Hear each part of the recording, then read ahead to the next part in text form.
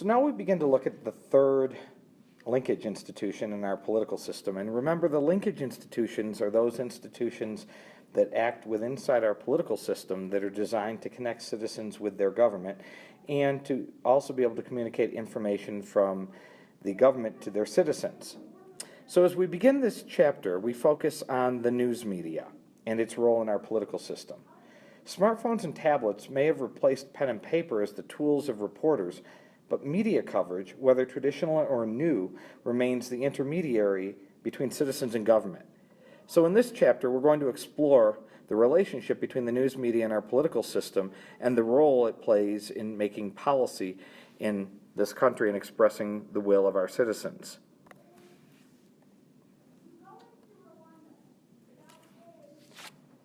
So, we'll begin by taking an historical approach to the study of the news media, beginning our discussion with print media, then radio, then television, then the internet, and other new digital and social media.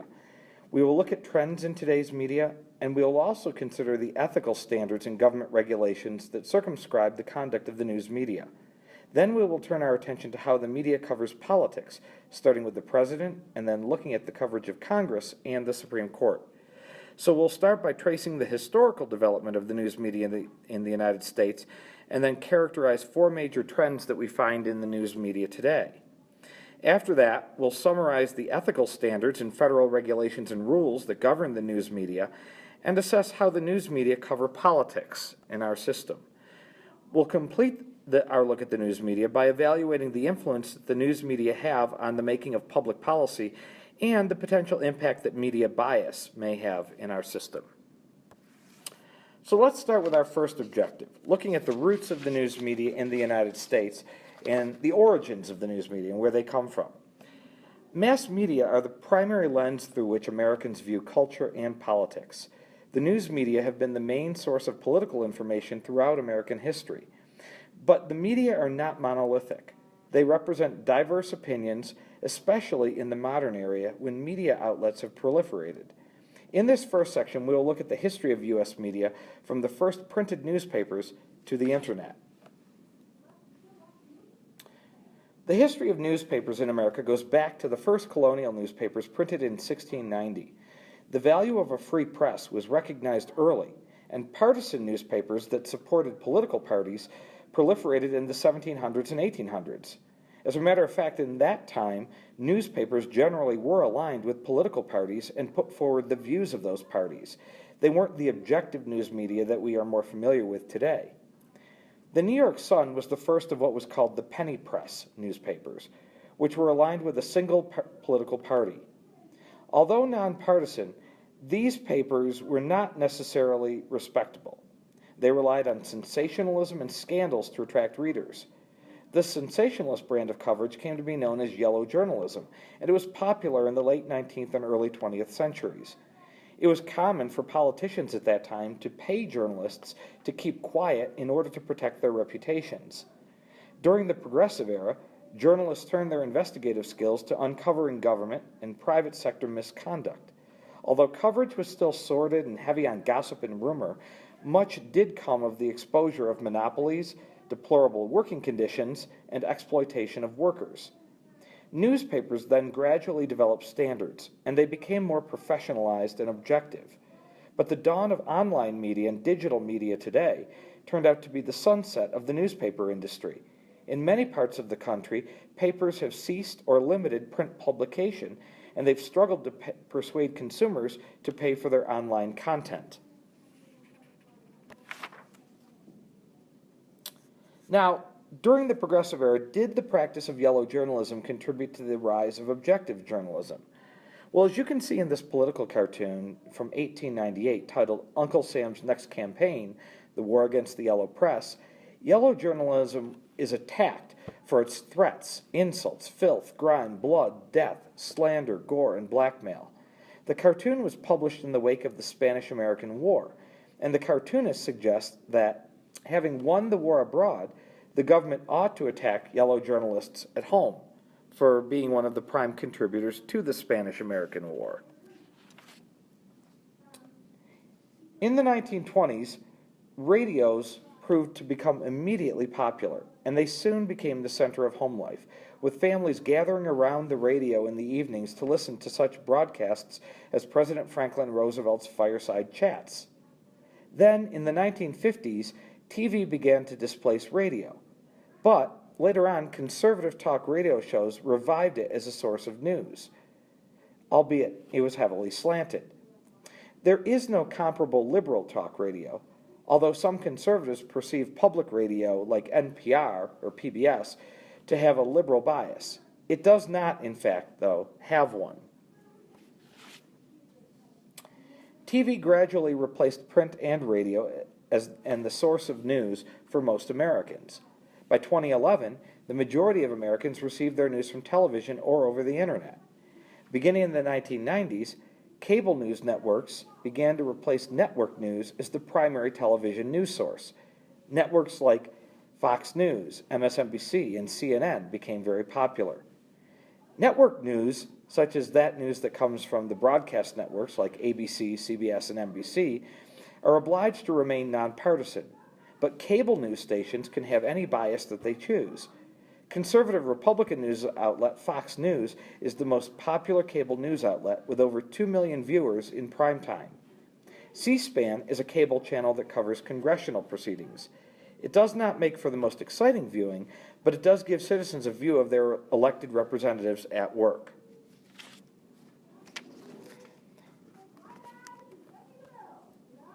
The Internet is now the primary news source for 41% of Americans, and that percentage continues to grow. But the Internet lacks the traditional filters of editors and journalistic standards that lend credibility to professional news outlets. Blogs are a vehicle for editorial commentary from both individuals and traditional news sources. There are now over 173 million blogs on the Internet, and a few prominent political blogs have many followers. Social media sites, such as Facebook and Twitter, have the potential to provide a forum for political debate. They are also another method of disseminating political information and reaching and engaging citizens. Candidates and elected officials can speak directly to voters without their message being filtered through the media. This was something that happened during the 2016 presidential campaign, where the presidential candidates, Hillary Clinton and Donald Trump, often went around the traditional news media and connected with citizens through digital media that they were able to more directly control and speak directly to the citizens.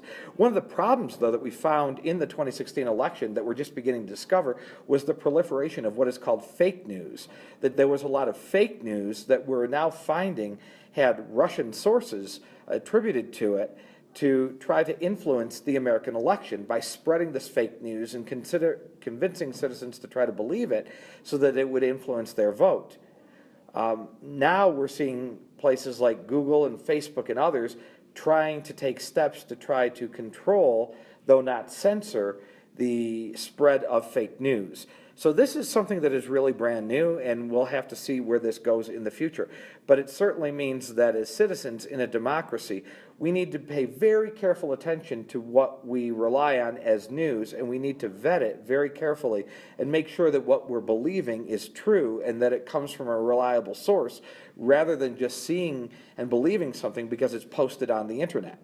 Because there is now a proliferation of fake news out there, and that can distort our reality.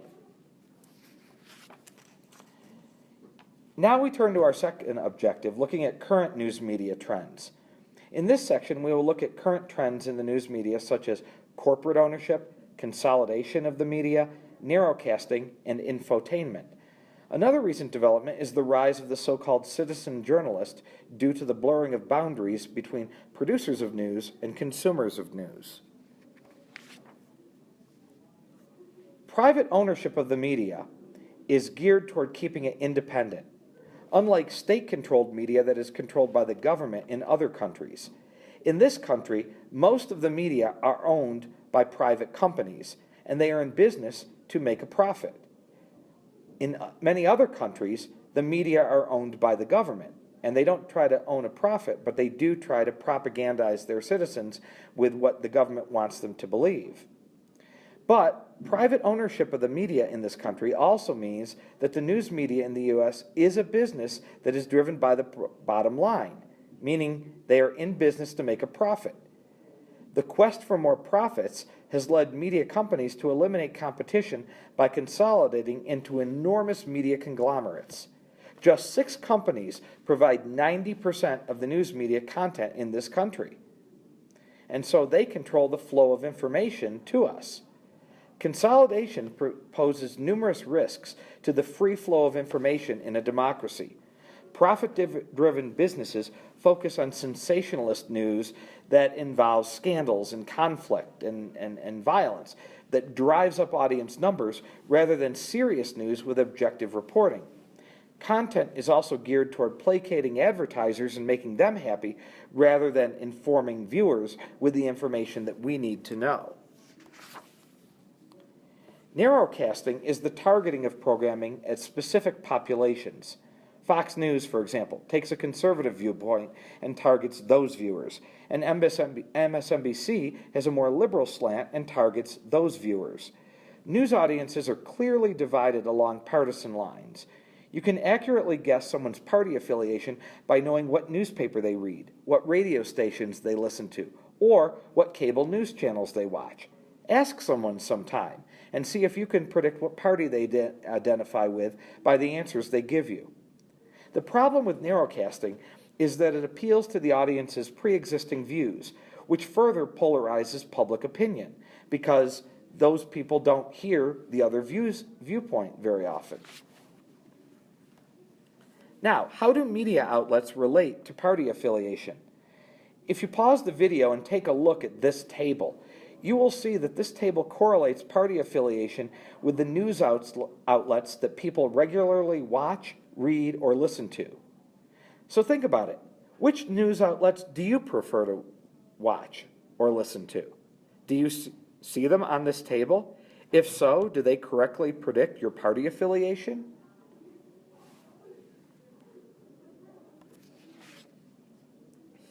Infotainment is a combination of news and information with entertainment. It is exemplified by such shows as Saturday Night Live, David Letterman, or The Daily Show. Political leaders have embraced infotainment shows as a way to connect with voters. Oftentimes you will see political leaders as guests on these shows. They do this because they can reach larger audiences than traditional news programs, and they don't have to worry about hardball questions. Such shows also provide an opportunity to humanize the candidate, such as when Bill Clinton played his saxophone on the Arsenio Hall show. Americans are increasingly tuning into infotainment programs for their news rather than serious news outlets because the news is more palatable to them in this format. Cable TV's 24-hour news cycle is a far cry from the 15-minute news shows of the early 1960s. Many hours of airtime must be filled even when no new facts are available to report. This time is increasingly filled by bringing on so-called experts to analyze the stories of the day. But these so-called experts can be just about anyone. Some are government officials or former politicians, some are consultants or academics. But others have no clear credentials that would signify expertise. Pundits have a significant influence on public opinion. Since they are not journalists or reporters, they have no obligation to be objective. They can also weaken democratic deliberation because the public tends to take the word of experts rather than evaluating issues for themselves. So how do the experts influence news coverage? Well, pundits, like those seen here, bring a sense of credibility and believability and experience to their political commentary. But the reliance on these so-called experts may blur the lines between the producers of news and the consumers of news, and may weaken democratic deliberation. Here, you see Republican strategist Ed Gillespie and TV host Rachel Maddow appearing on Meet the Press with David Gregory. Technology has taken reporting out of the hands of professional journalists and made anyone with a camera and an internet connection into a citizen journalist, able to collect, report, and analyze news. Citizen journalists sometimes post content not provided by traditional news outlets and provide on-the-scene coverage of events. It is cheaper for news outlets to use footage and reports provided by citizen journalists rather than to hire reporters. But the problem of objectivity again arises, and the professionalism and quality of the coverage vary widely. Now we turn to our third objective, looking at the rules that govern the news media. Journalists adhere to boundaries in how they may obtain information and what they may publish. These limits come from both journalistic standards and government regulations. We will discuss both in this section. Professional journalists subscribe to a code of ethics that includes such norms as avoiding conflicts of interest and verifying information that is being reported. Dealing with sources can pose dilemmas for reporters. If an interview is on the record, every detail can be reported. But if an interview is off the record, nothing the source says may be printed.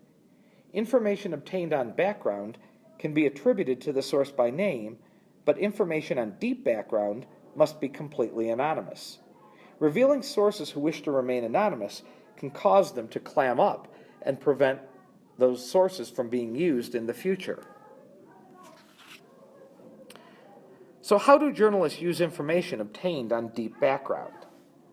W. Mark Felt, shown here, the former Associate Director of the Federal Bureau of Investigation, spoke to Washington Post reporters on deep background during the Watergate scandal in the 1970s.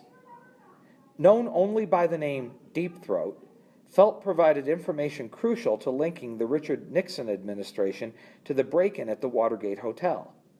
His true identity was not revealed for more than 30 years when he went public with it in 2005. The U.S. government regulates the news media in several ways. Libel and slander, for example, are illegal. The Supreme Court, in the 1971 case of New York Times versus the United States that involved the publication of the Pentagon Papers, ruled that prior restraint or censorship can only be used in extremely rare cases where national security is at stake, which was not the case there. Prior restraint occurs when the government steps in to prevent the publication of something before it occurs. The government regulates electronic media more heavily than print media.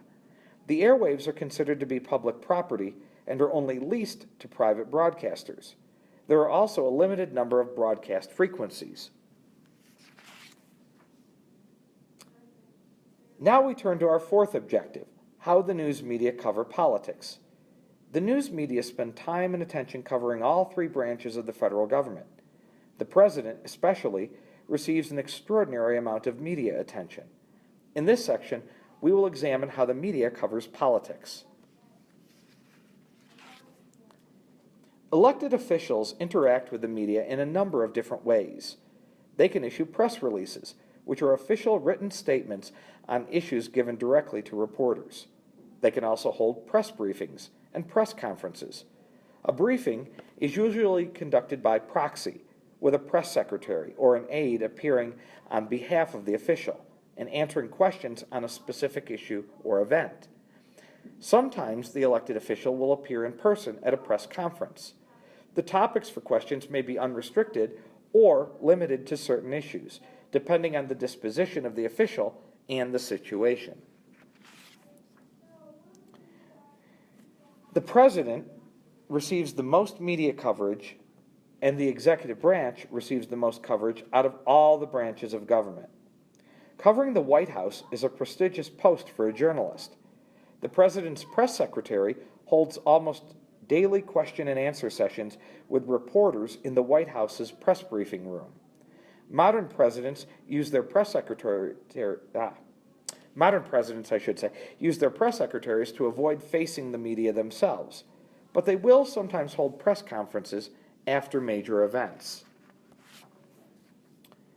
Covering Congress poses a logistical challenge due to its size. With 535 members, where do you focus? Most news organizations concentrate on the leaders of both parties. Airtime is given to the majority and minority leaders in both houses, and to the party whips. Key committee chairs also garner attention when their committee is debating an important bill.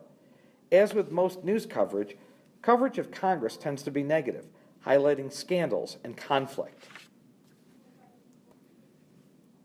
The Supreme Court exists in a relative media vacuum. TV cameras are not permitted inside the courtroom, and few reporters cover the Supreme Court. It is difficult to explain complex legal issues in the soundbite format of today's infotainment-style news. Also, the justices on the Supreme Court themselves rarely grant interviews or speak to the media. You're not likely to see a tweet from the Chief Justice. Just decided major case, now having tuna sandwich for lunch. That's not something that actually happens. So how does the media cover the Supreme Court? Well, since TV cameras are not allowed inside the Supreme Court, the court hands down an important opinion, such as his healthcare decision in 2012. It's not uncommon to see journalists like this sprinting from the courtroom with draft opinions in hand, hoping to be the first news agency to report the court's decision. So, in our last objective, we look towards reform of the news media, their influence on American citizens, any potential bias they may have, and public confidence in the media. So how much influence do the media actually have on the public's understanding of political issues? Is the media biased? How much confidence does the public have in the news media? These are the questions we will tackle in the final section of this chapter. The media influence public opinion in a variety of ways. These media effects can have a powerful effect on public opinion. In particular, the media can bring attention to an issue, leading citizens to pressure government to take action on it. This powerful media effect is known as agenda setting, and it's one of the most powerful influences that the media have. They have the ability to set the political agenda in this country and determine what issues we are paying attention to and that politicians are talking about and acting upon, and which ones they don't. The media heavily influences public opinion by how it frames issues. The influence of the media on public opinion is greatest in areas such as foreign policy, where the public has little personal experience. All journalists are biased because they are human beings with different values, preferences, and attitudes. All human beings have biases, and these biases are consciously or unconsciously reflected in news coverage. So how are the news media biased? Journalists tend to be from relatively elite backgrounds. They are commonly white, male, well-educated, and affluent. As a result, issues affecting different demographic groups can be ignored or misrepresented out of ignorance. Reporters are also biased in favor of a good story. They seek to inject spice and drama wherever they can. The celebrity status of some members of the news media can also affect their objectivity as they seek higher approval ratings. Americans also have an increasingly negative view of the news media, with large majorities believing it to be inaccurate, biased, and providing coverage influenced by the rich and powerful. Yet, at the same time, Americans value the watchdog role of the media, believing that it limits the wrongdoing of political officials. So, think about the advantages and disadvantages that the mass media have for a democratic society. There are ways in which the mass media can be detrimental to democracy and the public interest, but there are also ways in which the same factors could actually enhance democracy and the public interest. They provide information to us about the government. They serve a watchdog role, and they protect us from the abuse of government power. So now that we are coming to the conclusion of this chapter on the linkage institution of the news media, these are some questions that you should be able to answer and provide some deep answers to. How have America's sources of political information changed throughout U.S. history? What are some of the advantages and disadvantages to the blurring of the lines between news producer and news consumer? This concludes our look at Chapter 14 on the news media.